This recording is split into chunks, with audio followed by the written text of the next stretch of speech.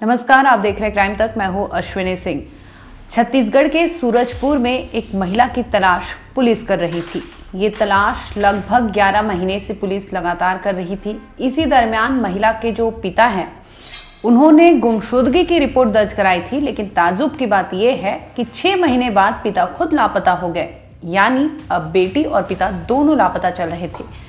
घर में माँ थी। माँ पुलिस स्टेशन जाती थी, लगातार अपनी बेटी और अपने पति के बारे में पूछताछ करती थी कि कोई अता पता चले तो प्लीज़ इन्फॉर्म करिए। ऐसे में माँ थक हार गई थी। लेकिन इसी बीच पुलिस को जिस समुदाय से ये महिलाएं थी उन्होंने पुलिस पर दबाव बनाया। अब पुलिस पर दबाव बना तो पुलिस इस मामले में तहकीकात और भी तेजी से करने लगी। मामला था 21 जनवरी साल 2024 का, इसी साल का है, लगभग 11 महीने पहले का है। लेकिन पुलिस ठंडे बस्ते में करके ये मामला चल रही थी। महिला का नाम था सीमा पंडो। 35 साल की ये महिला थी। क्योंकि ये पंडो समुदाय से आती थी, इसी दरमियान माँ जो है अपने समाज के लोगों के पास पहुंचती है, जहां पर कहती है कि लगातार 11 महीने से बेटी का कोई अता पता नहीं है। उसके बच्चे हैं वो बिलख रहे हैं। मुझे कुछ समझ नहीं आ रहा कि आखिर अपनी बेटी को कहाँ ढूंढूं और कहाँ उसे तलाश करूं। इस पर पंडो समाज के कुछ लोग होते हैं, वो जाते हैं पुलिस थाने में फिर से, और वो पुलिस को कहते हैं कि आखिर इस केस में क्या अपडेट है और पिछले 11 महीने से पुलिस ने क्या किया है। इस पर पुलिस अपनी जांच की सुइयां और बढ़ाती है और जांच का एंगल दायरा जो है वो बढ़ा देती है। इसके बाद पुलिस केस को खंगालते खंगालते एक शख्स तक पहुंचती है।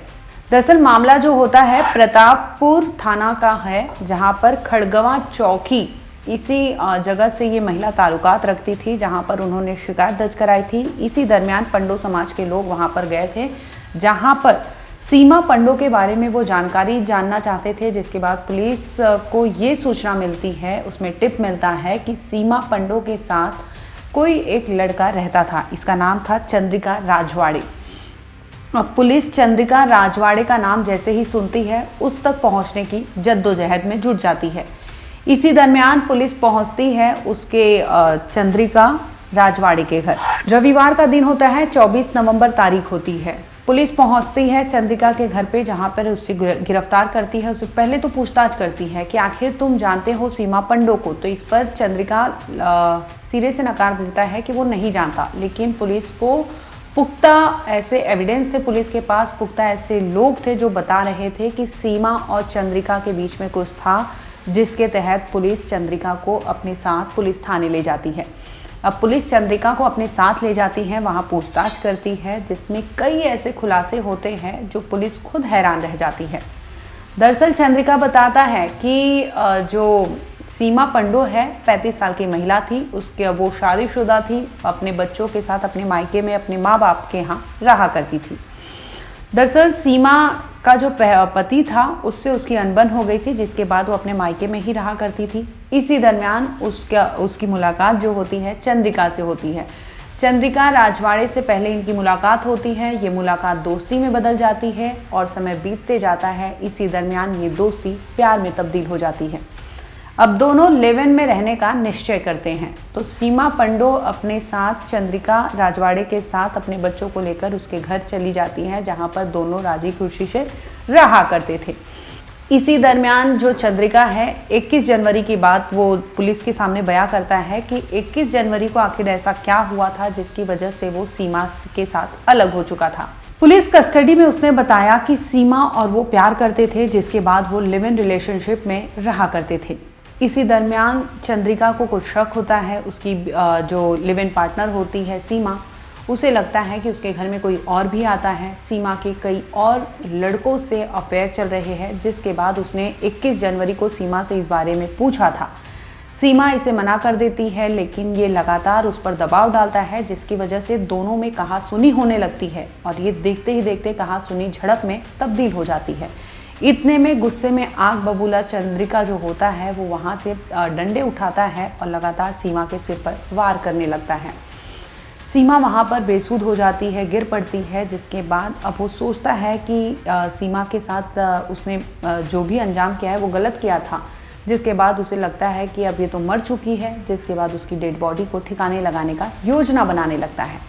इसके बाद चंद्रिका जो होता है अपनी लिव इन पार्टनर सीमा की डेड बॉडी को वहाँ से उठाता है। इसके बाद वो चला जाता है, सोनगरा जंगल है जहाँ पर, वहाँ जाता है। रात का समय होता है, वहाँ जाकर वो झांपी नाले होते हैं, जो नाले के किनारे देखता है कुछ जगह होती है। उसे लगता है कि यहाँ पर लाश ठिकाने लगाया जा सकता है, जिसके बाद वो वहाँ पर नाले से सटा जो ज़मीन होती है उसे खोदने लगता है। लगभग वो 4 फीट गड्ढा खोदता है। इसके बाद अपनी सीमा, जो उसकी लिव इन पार्टनर थी, उसकी डेड बॉडी को उठाता है, उससे डंप कर देता है उस गड्ढे में और उसके कपड़े अपने साथ ले लेता है।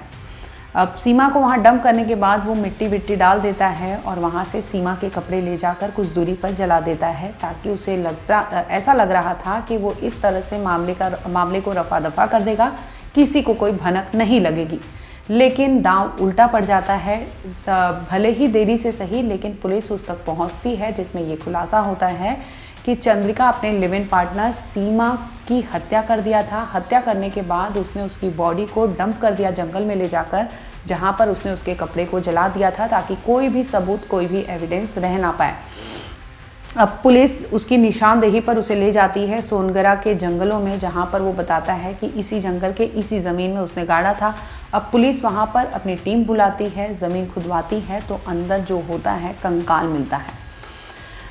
क्योंकि बॉडी डिकम्पोज्ड हो चुकी थी, सड़ी गली लाश थी और सिर्फ अगर वहाँ बचे थे तो सीमा के कंकाल थे। अब पुलिस को ये भी था कि ये कंकाल सीमा के ही हैं कि नहीं, इसकी पुष्टि कैसे होगी। अब पुलिस सीमा की माँ को बुलाती है वहाँ पर। सीमा की माँ आती है, जब कंकाल देखती है तो उसे कुछ वहाँ पर दिखता है जो कि उसने सीमा को दिया हुआ था। जब वो कंकाल ध्यान से देखती है तो सीमा के गले में एक माला था, मोतियों का माला, जो उसकी माँ ने दिया था, और वो माला को पहचान लेती है, जिससे ये पुष्टि होती है कि वो कंकाल किसी और का नहीं बल्कि सीमा का ही था। अब पुलिस वहाँ से कंकाल उठाती है, फॉरेंसिक टीम को बुलाती है, जिसके बाद जांच पड़ताल के लिए पूरे एविडेंस भेज दिए जाते हैं। दूसरी ओर जो उसका लिव इन पार्टनर था चंद्रिका, उसे अरेस्ट कर लेती है, जिसने इकबाल जुर्म अपना पुलिस की कस्टडी में कबूल कर लिया था कि हाँ, उसने ही अपनी लिव इन पार्टनर सीमा की हत्या की थी। और वजह सिर्फ ये थी कि उसे शक था कि उसकी लिव इन पार्टनर का अफेयर चल रहा था, कई और लड़कों से अफेयर चल रहा था जो वो उससे छिपा रही थी, और यही वजह थी कि एक लड़की को उसने इस तरह से मौत के घाट उतार दिया। फिलहाल आरोपी चंद्रिका पंडो जो है वो पुलिस की गिरफ्त में है। सोचने वाली बात है कि एक शादीशुदा महिला अपने पति से परेशान होकर वहाँ से वो झगड़े विवाद करके किसी तरह से अपने मायके आती है, अपना गुजर बसर कर रही होती है। इसी दरमियान उसकी लाइफ में दूसरा शख्स आता है, और वो भी ऐसा हैवान शख्स जो उसका काल बन जाता है और उसे मौत की नींद सुला देता है।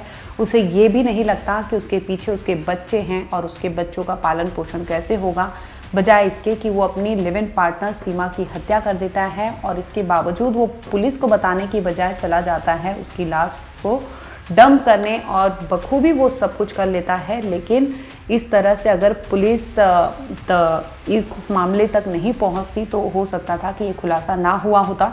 लेकिन यहाँ पर हैरानी की बात ये थी कि जिस पार्टनर पर, जिस शख्स पर उस महिला ने इतना भरोसा किया, उसने ही उसका भरोसा तोड़ दिया और उसे हमेशा हमेशा के लिए मौत की नींद सुला दिया।